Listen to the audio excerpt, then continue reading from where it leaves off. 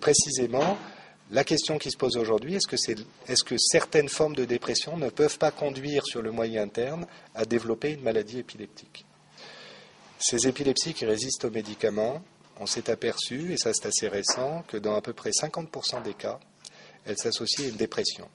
Et que cette dépression, précisément, est le facteur qui a le plus d'impact sur la qualité de vie des patients. Donc c'est quelque chose qu'on est en train de regarder de très près. D'un autre côté, il y a un certain nombre d'études qui commencent à nous montrer que des patients qui ont des antécédents de dépression sévère ou des antécédents de tentative du suicide, par exemple, sont à un risque accru dans le temps de développer une maladie épileptique.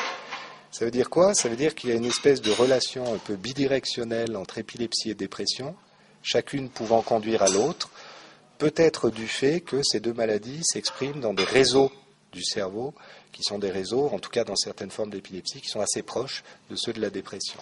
C'est-à-dire les réseaux qui sous-tendent les émotions, par exemple.